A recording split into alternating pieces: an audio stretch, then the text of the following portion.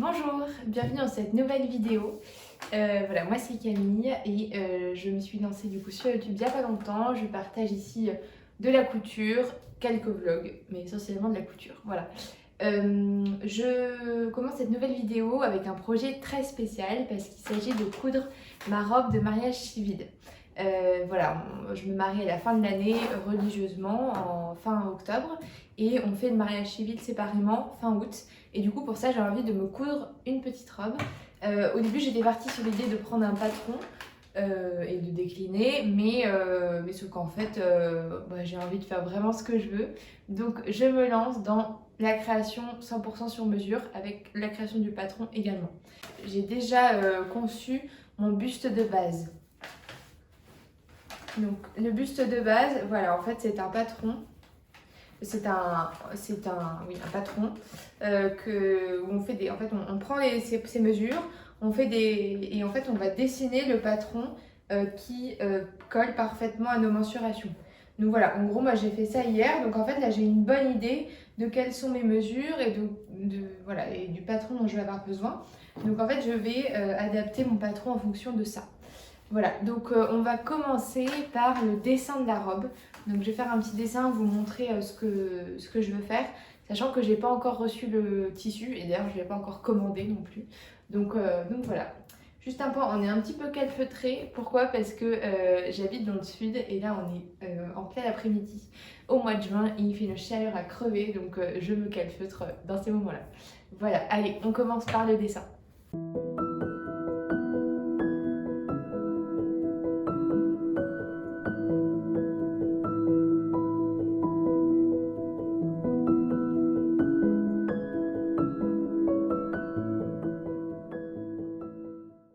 Voilà, donc grâce à mes talents incontestables de dessinatrice de mode, pas du tout, vous avez une idée de ce que je veux. Donc en fait, ce que j'aimerais, c'est une robe un peu patineuse, avec un bustier assez ajusté, des bretelles qui se croisent dans le dos avec des petits volants et qui descendent jusqu'en bas. Donc voilà, avec pas mal de volume sur la jupe. Sachant qu'au niveau du tissu, je ne l'ai pas encore. Je pense que je vais partir sur un coton brodé qui sera évidemment doublé du coup. Déjà au corsage parce qu'il faut que ça se tienne. Et sur la jupe parce qu'il va falloir que je fasse une doublure près du corps. Pourquoi? Parce qu'on se marie dans le sud et en fait on n'est pas à l'abri qu'il y ait un coup de Mistral et que hop là je me retrouve en petite culotte à la mairie. On n'a pas très envie de faire ça. Donc voilà, donc au niveau des étapes, la première c'est le dessin, donc c'est fait. La seconde c'est dessiner mon patron. La troisième ça va être concevoir la toile. Il faudra que j'achète le tissu à un moment ou un autre. Et enfin la dernière ce sera du coup de coudre la robe. Donc voilà, c'est parti, on va commencer par le patron. Donc ici, j'ai mon patron de buste entier. Et en fait, ça sert à rien que je décalque cette partie-là parce que dans tous les cas, ma robe va s'arrêter à la taille. Donc je m'arrête à la ligne de taille. Par contre, je décalque bien les pinces. Hop. Et là, je sais pas encore, je vais quand même décalquer la ligne de poitrine.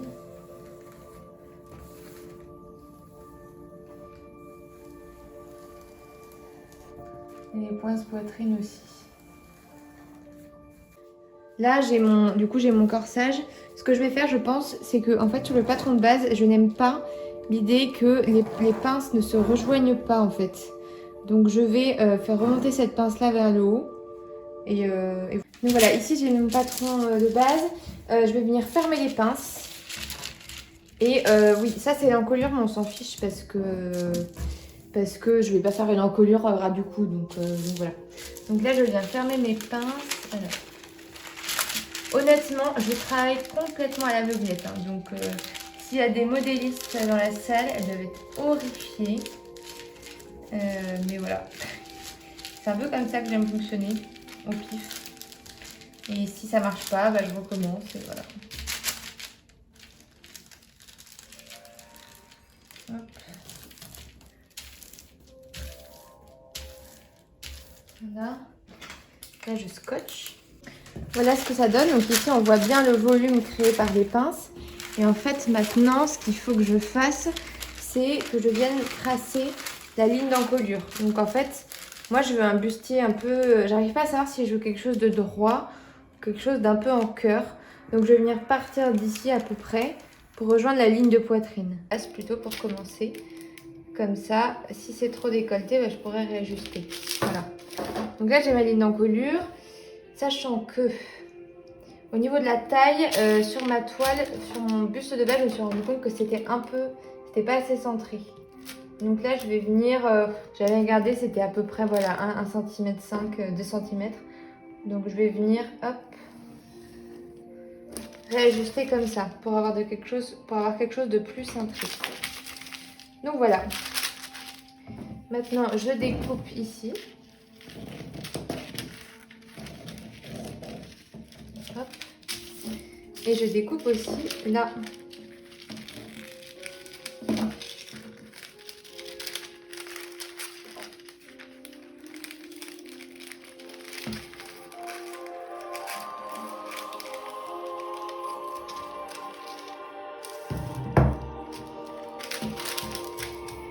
Voilà, donc je vais rajouter du scotch. Désolée, j'ai ma musique de Narnia en fond. Franchement, mais ça se trouve, je fais du grand n'importe quoi. Il y a de grandes chances que ce soit le cas. Hein. Donc ensuite, ici, j'ai mon patron de base dos. Donc en fait, ce que je viens faire, c'est que là, c'est mon emmanchure. Donc là, je viens vérifier qu'on est bien sur la bonne longueur. C'est rassurant. Et ensuite, ce que je vais venir faire maintenant, c'est que je vais venir tracer mon dos nu. Donc là, ce que je vais faire, c'est que, en fait, je vais tracer une courbe comme ça. Voilà, je vais faire ça. Au pif, comme tout à l'heure. Donc je vais commencer au crayon de papier, là, peut-être, parce que quand même, on va se dire, ouais. Sachant que là, j'ai pas les marges de couture.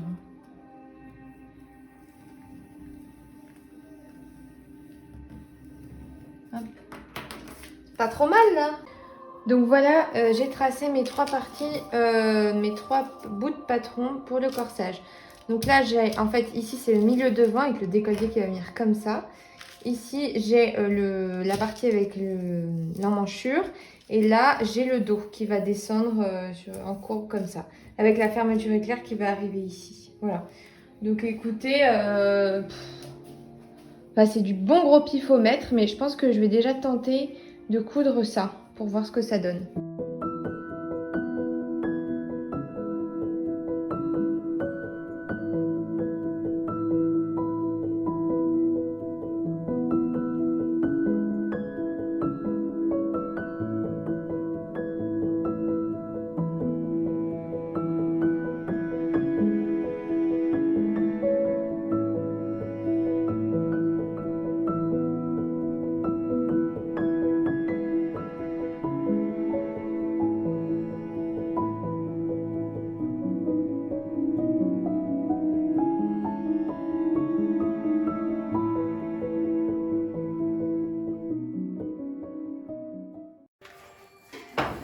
Ce qui est bien avec le repassage quand il fait 30 degrés, c'est que ça rapporte une petite source de chaleur supplémentaire au cas où on aurait un petit frisson. Donc c'est plutôt pas mal. Mais ouais, je me fais marrer toute seule parce que je dis qu'une vraie couturière travaille toujours avec son ouvrage repassé. Clairement, une vraie couturière ne bidouillerait pas un truc aussi n'importe... Oups! Voilà. Une vraie couturière ne ferait pas autant de bidouillage que ça. Une vraie couturière aurait un perroquet. Une vraie couturière aurait un pistolet pour faire des courbes. Bref. Moi, je trouve que, franchement, pour une courbe à la main, c'est pas trop mal, non? Voilà.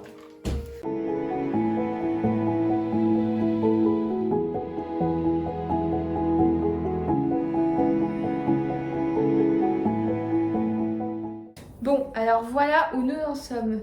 Donc, essai de la première toile, j'ai fait juste une couche sans la doublure. Donc, écoutez, je trouve qu'on est pas mal. Je pense que le dos est joli. Au niveau du fit là, de la poitrine, c'est pas mal. En revanche, ici, ça baille pas mal. Donc, je pense que ce que je vais faire... Désolée, je suis à moitié nue. Je pense que je vais faire des pinces ici et ici. Comme ça, je serai plus à l'aise. Ça tiendra bien. Voilà. Et en plus... Là, il y aura les bretelles, donc ça ira. Ouais, je pense que c'est pas mal. Et je pense que le décolleté, je vais le creuser un petit peu. Ce sera plus joli, je pense.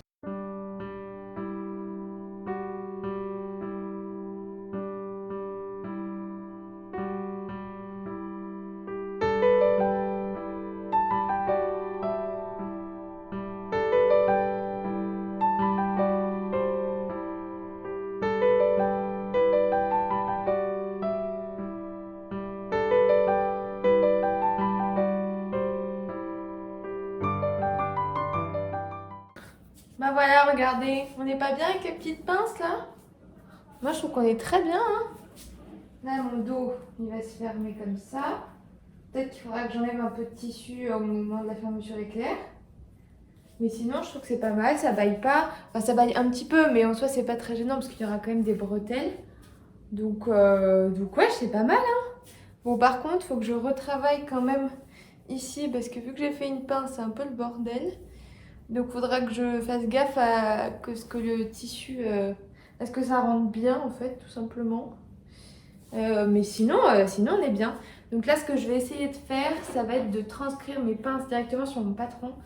Ça va pas être évident, mais bon, on va tenter, voilà. On va tenter, de toute façon, depuis le début, c'est que de l'impro. Mais pour l'instant, j'ai envie de dire, ça réussit pas trop mal l'impro.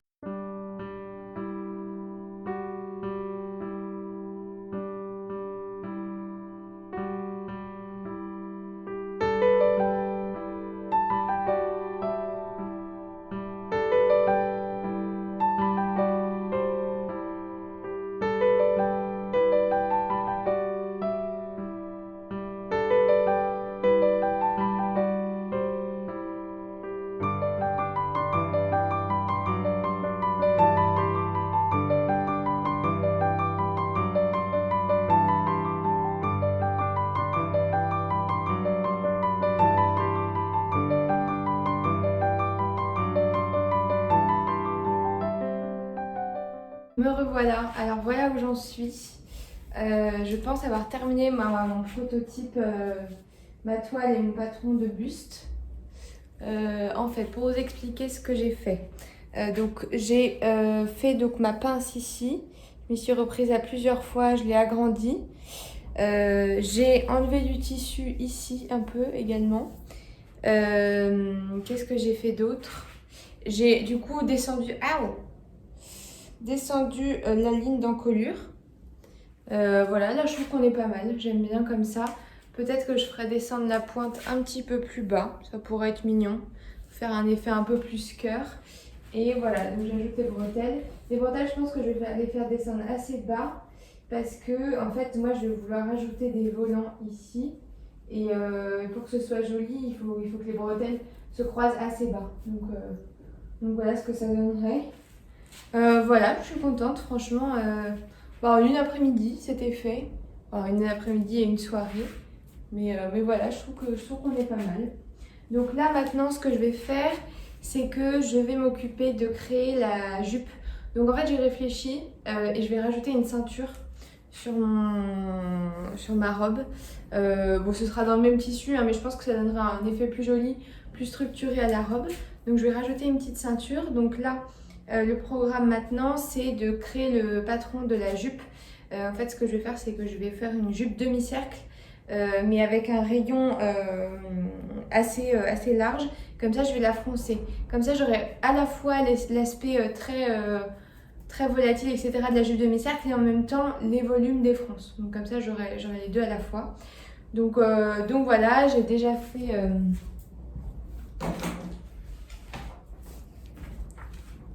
J'ai déjà fait du coup mes petits calculs pour arriver, bon c'est moche hein, mais c'est un brouillon, pour arriver aux mensurations du coup de ma jupe demi-cercle. Donc bah écoutez, je vais m'y mettre.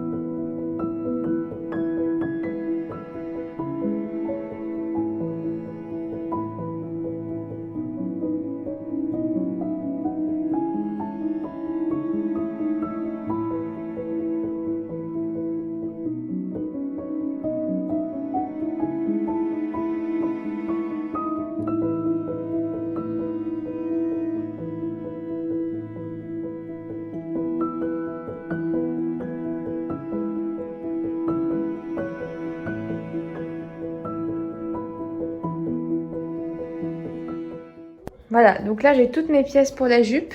Déjà, donc voilà, la jupe, donc ça fait un grand morceau de tissu quand même. Ensuite, j'ai fait ça pour la doublure. Alors, au pifomètre, hein, comme d'habitude. Là, je l'ai fait très courte parce que j'avais pas assez de tissu à toile et c'est pas grave parce que c'est une doublure et c'est encore moins grave parce que c'est une toile. Je verrai la longueur qu'il faut, mais voilà. Et enfin, la ceinture, voilà. Donc là, ce que je vais faire, c'est que je vais commencer par assembler ceinture avec le corsage. Enfin, je vais tout assembler et puis on va voir ce que ça donne. Regardez comme c'est beau. Oh là là, j'en reviens pas. Je suis tellement contente. Oh, j'arrive pas à croire que j'ai fait ça. Ah, je suis trop contente. Donc là, ce que j'ai fait, c'est que donc j'ai posé ma ceinture. Et ensuite, j'ai assemblé. Donc bon, c'est un peu transparent, mais j'ai ma jupe froncée et demi-cercle. Et en dessous, j'ai mis une petite doublure. Voilà. Donc la doublure, je pense qu'il va falloir que je resserre parce que là, elle est un peu trop large et du coup, ça ne servirait à rien parce que le but de cette doublure, en fait, c'est si un coup de vent que je me retrouve pas nue. Donc si la doublure est elle aussi... Bref, donc voilà. Mais écoutez, je suis trop contente, je vais tourner, j'espère qu'on va pas voir. Parce que j'ai pas posé la fermeture éclair encore. Mais en gros, voilà ce que ça donne dans le dos. Donc voilà, en fait j'adore le côté cintré et jupe qui part. Et vous voyez, au niveau des fronces, je pense que ça pourrait être encore plus froncé. C'est-à-dire que là, en fait, mon tissu, là, disons que la longueur de la taille, là, je l'ai augmenté j'ai multiplié par 1,5. Je pense que sur la version finale, je multiplierai par 2. Parce que je préfère quand c'est bien froncé pour faire vraiment le contraste et le côté danseuse. Donc écoutez, maintenant il me reste plus qu'à m'entraîner à poser la fermeture et puis à commander et à acheter mon tissu. Et vraiment, je ne pensais pas du tout que ça allait aller si vite. Donc écoutez, tant mieux. Donc on se retrouve prochaine fois, une fois que j'aurai acheté mon tissu. Et puis voilà. Ça y est, j'ai reçu mon tissu, je suis trop contente. J'ai commandé du coup le tissu de la robe, la doublure et la mercerie. Donc on commence par le moins marrant qui est la mercerie. J'ai acheté une bobine de fil blanc en 500 mètres, celle qui ne te laisse pas tomber. Bien pratique. Et fermeture éclair, je l'ai prise assez courte parce que vu qu'elle va monter elle va pas monter très haut, elle s'arrête à la taille, donc j'ai pas besoin d'une fermeture très longue. Ensuite, je montre d'abord la doublure. Pour la doublure, j'ai pris, je pense que c'est une popeline de coton assez épais. Au début, je voulais du voile. Et en fait, j'ai trouvé que ça, c'était pas mal. Parce que déjà, pour le corsage, pour moi, j'aurais pas besoin de le thermocoller. Ce sera très bien comme ça. Ça donnera un peu de rigidité. Et pour la jupe, en fait, ce qui est bien, c'est que finalement, j'ai changé d'avis. Je vais pas faire une doublure près du corps. Je vais faire une doublure qui aura la même forme que la jupe. Donc, en demi-cercle et froncé. Et du coup, ça va me permettre d'avoir un effet jupon parce que ça va donner pas mal de volume vu que ce sera foncé. Et donc voilà. C'est très mal plié. Il faut que je les repasse mes tissus. Et enfin, mon tissu. Voilà la beauté. Je suis trop contente de ma trouvaille. Donc, c'est un coton brodé. Voilà, qui s'appelle Firenze, je sais pas, qui vient de chez Cousette, qui est une petite mercerie en ligne qui est top. Et je trouve que je l'ai vraiment payé pas cher du tout pour ce que c'est. En tout cas, par rapport à toutes les autres broderies anglaises que je voyais qui avaient l'air de bonne qualité, qui étaient vraiment jolies, ont été faciles à du 16 € du mètre minimum. Là, c'était 13 € le mètre, je crois. Donc franchement trop bien, j'en ai pris 2,50 m pour être sûre d'être large, comme ça voilà. Donc écoutez, je suis super contente. Bon, c'est transparent hein, mais c'est pas grave vu que ce sera doublé. J'ai trop hâte de commencer. Donc ce que je vais faire, c'est que je vais commencer par bien plier et repasser mon tissu et ma doublure parce que là c'est un peu froissé et il faut bien travailler avec du tissu parfaitement repassé. Donc voilà, ça y est, je vais enfin pouvoir commencer la robe finale. J'ai devant moi... Alors, mon fiancé ayant un métier particulier, finalement il ne peut pas être là pour le mariage civil le 30 août, le 29 août qui était la date initiale. Donc on a décidé de l'avancer d'un mois. Donc finalement ce sera le 30 juillet. Et sachant que là on est le 19 juin, n'importe quoi. Donc il me reste un mois et demi, sachant que je voudrais avoir fini cette robe avant son retour, donc c'est-à-dire avant mi-juillet. Donc j'ai un petit mois pour la faire, je pense que je suis largement bon. Vu la rapidité avec laquelle j'ai fait la toile, je me fais aucun souci. Juste pour expliquer, en fait sur la toile, je trouve qu'il n'y a pas assez de plissé, de plis. De France. Donc là ce que je fais c'est que j'agrandis le tour de la jupe. Donc en fait normalement je devrais la couper comme ça. Là je la décale un peu comme ça. Ici je vais avoir plus de tissu. Alors ici je viens de créer le patron, enfin de bidouiller un truc pour mes bretelles et mes volants. Donc pour les bretelles c'est simple, j'ai mesuré du coup la longueur des bretelles de ma toile que j'avais fait avec un vieux bout de tissu. J'ai rajouté les marges de couture et j'ai rajouté pas mal d'espace là pour être sûre que c'était bon. Et j'ai marqué ici des repères pour savoir jusqu'où devait aller le volant. C'est-à-dire qu'en fait sur l'arrière, vu que mes bretelles vont se croiser, il faut que le volant s'arrête avant le croisement, sinon ça va bugger. Donc voilà, j'ai fait ce repère là et ensuite j'ai créé mon volant. Donc pour me créer mon volant, ce que j'ai fait, c'est que j'ai pris cette longueur, donc la longueur où il y aura le volant, que j'ai multiplié par 1,5. Je vais froncer et voilà, j'ai fait une forme un peu au pif qui va me servir du coup à avoir ma jolie forme de volant.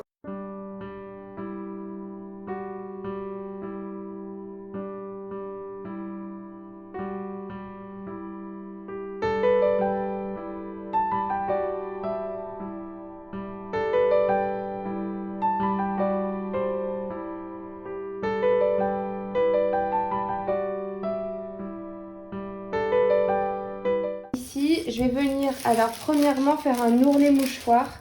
Donc comment je fais ça? Je couds un point dans le vide à 5 mm.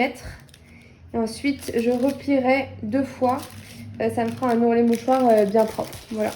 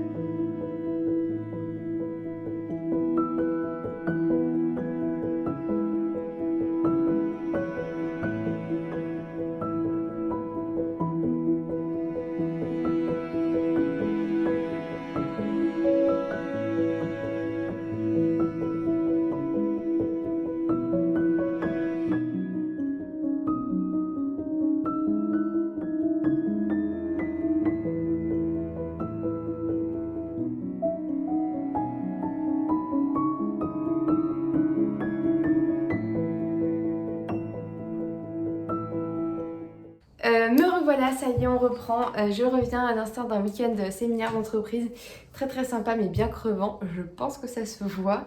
Mais bref, du coup, je me remets à la couture de ma robe pour avancer un peu. Donc la dernière fois, on s'est quitté sur la création des bretelles. Donc je suis vraiment contente. En revanche, je pense que je vais recommencer parce que regardez, je trouve qu'on n'est pas bien pareil.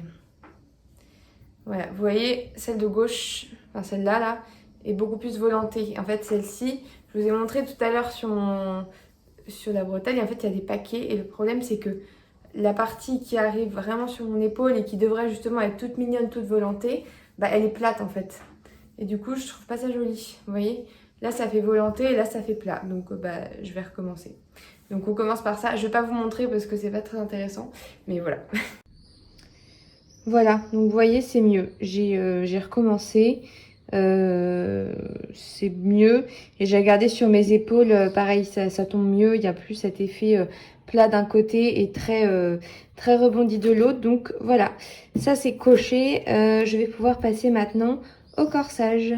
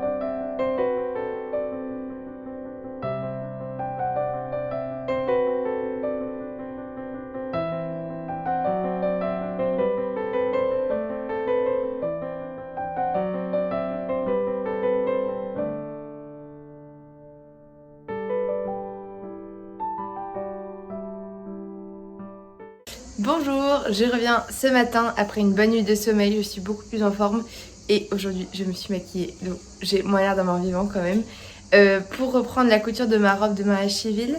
Donc après avoir filmé, j'ai attaché les bretelles grossièrement, voilà, je trouve que c'est hyper mignon, donc c'est plutôt pas mal. Aujourd'hui ce que je vais faire, c'est que je vais assembler la doublure et le tissu de base.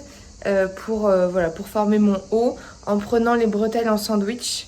Je vais les prendre en sandwich que sur le devant et comme ça sur l'arrière j'ajusterai plus tard. Je pense que je vais faire comme ça parce que ça me stresse un peu de les mettre direct.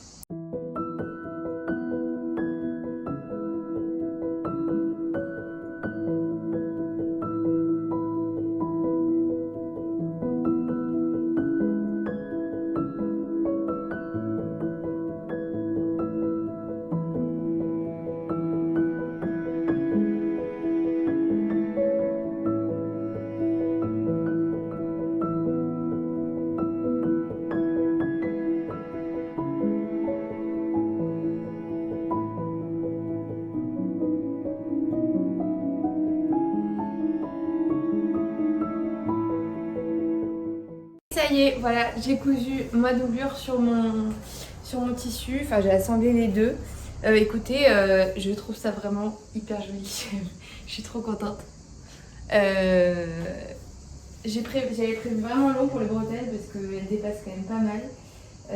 Donc voilà où ça en est. Franchement, je suis vraiment contente. Limite, j'ai envie de...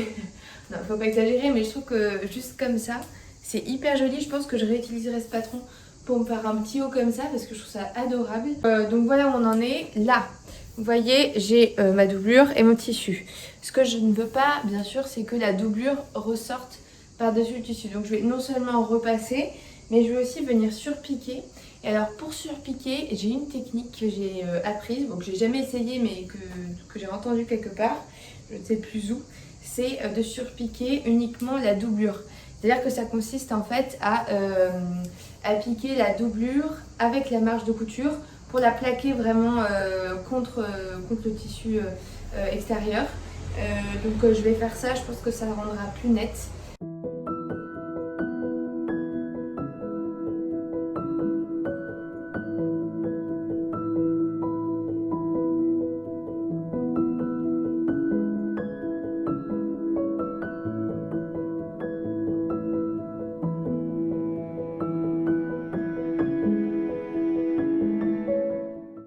Voilà, donc vous voyez là c'est bon, j'ai fini de surpiquer. Donc en fait la surpiqûre est à l'intérieur, à l'extérieur on voit rien. Ça permet de bien maintenir du coup la doublure. Bon, c'est pas hyper droit, ça pourrait être mieux cousu. Mais en fait j'ai eu des petits problèmes. Et écoutez, ça suffit. Alors voilà, ça y est, j'ai déjeuné tranquillement, j'ai fait une petite pause. Donc je vais pouvoir m'attaquer au bas de la robe maintenant. J'ai décidé de faire une modification par rapport à la toile. Notamment en ce qui concerne la doublure. Sur ma toile, j'avais prévu une doublure droite. finalement je vais faire une doublure froncée et en demi-cercle aussi. Pourquoi? Parce que en fait je me suis dit que ça allait pas être très joli la doublure droite avec la jupe froncée, sachant que ce tissu est quand même assez transparent, j'avais peur que ce soit pas joli. Et en plus ce tissu là, le tissu de ma doublure est quand même assez rigide, donc ça va faire un effet jupon assez sympa, je pense qu'il va maintenir, qui va donner pas mal de volume, donc je pense que ça peut être vraiment joli. Bon, le seul problème que j'ai pas résolu et qui est quand même important, c'est que le risque c'est qu'il y ait du Mistral le jour du mariage. En fait on peut pas prévoir ça, je peux pas savoir à l'avance. Donc je sais pas. J'ai une option potentiellement, ce serait d'acheter un truc de Kate Middleton, c'est-à-dire un espèce de fil de plomb en fait qui est fait exprès pour ça, qui se met dans l'ourlet et qui maintient la jupe en bas quand il y a du vent. Donc je me dis, je pourrais peut-être mettre ça dans l'ourlet de la doublure. Donc à voir. Je vais attendre, je vais réfléchir un peu. Et je vais d'abord commencer par ça. Et autre modification aussi que je vais faire, c'est que je vais enlever la ceinture en fait sur la robe. Je trouve que finalement sur la toile, je trouve que la ceinture donne un effet un peu pas vieillot, faut pas exagérer non plus, mais je sais pas, ça manque de dynamisme, ça manque de... Je sais pas, en fait je trouve que si j'enlève la ceinture, direct il y aura un effet peut-être un peu plus ballerine, très sympa. Et puis en plus le problème c'est que la ceinture elle descendait trop bas. Du coup c'était pas au niveau de ma taille, donc c'était pas joli, ça plissait. Donc voilà, on oublie la ceinture, on laisse tomber. Et voilà. Donc la première étape ici, c'est de froncer, de passer un fil de fronce là et là, enfin dans mon tissu et dans ma doublure, de froncer et puis ensuite de coudre ça sur mon haut. Voilà, on va y arriver.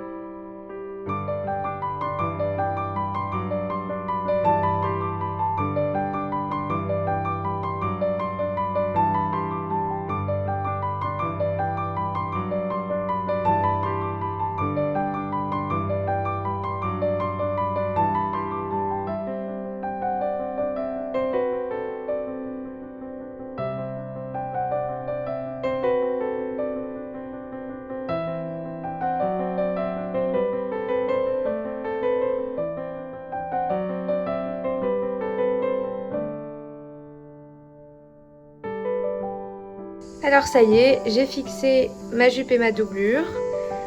Donc sur l'extérieur tout est bon. Et sur l'intérieur, donc vous voyez ici je suis venue coudre à l'intérieur. Et là ce que je vais faire c'est que je vais venir replier ici comme ça. J'ai ma bretelle qui me gêne. Replier et coudre au point visible. Je vais coudre à la main ici.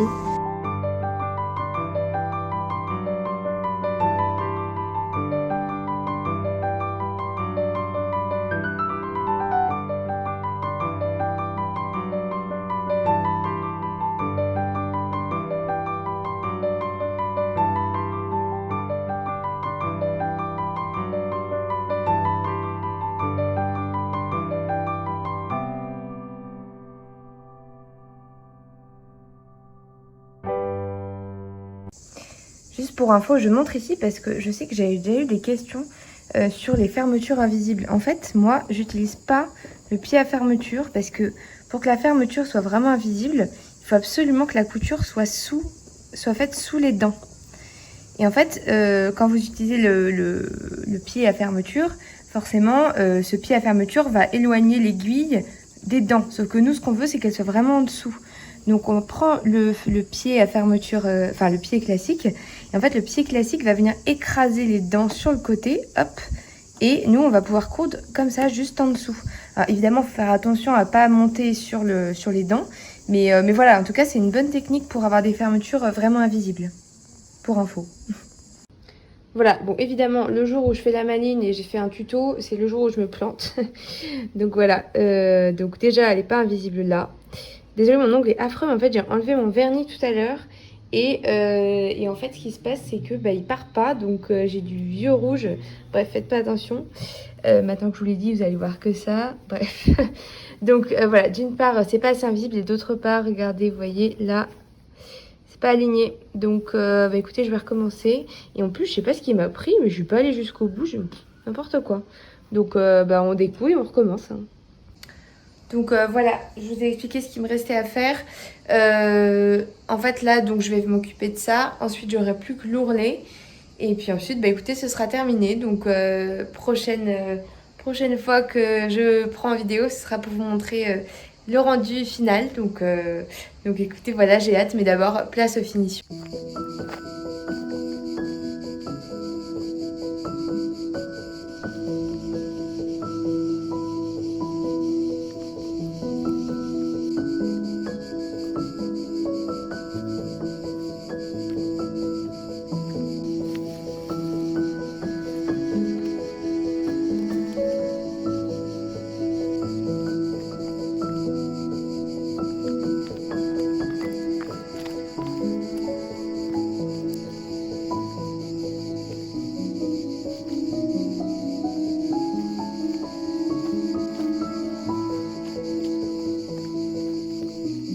Bon, et bien voilà, ça y est, le mariage civil a eu lieu.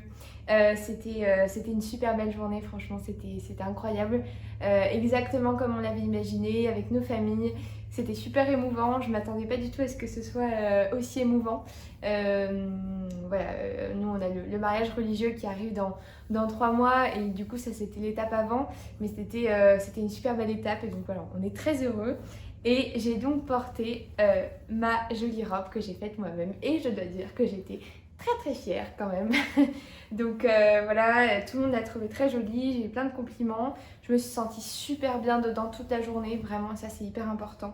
Je me suis sentie très à l'aise, donc tout était parfait. Je pense que voilà, elle était bien à la bonne taille, je m'étais pas trompée. Donc ça c'est top. Petit retour et anecdote, c'est que là j'ai un peu laissé de côté le sujet du vent en me disant ça va, tranquille, on verra. Et en fait, à 10-15 jours de mariage, j'ai commencé à me dire bon, quand même, c'est un peu gênant et j'ai commencé à essayer de réfléchir à des solutions.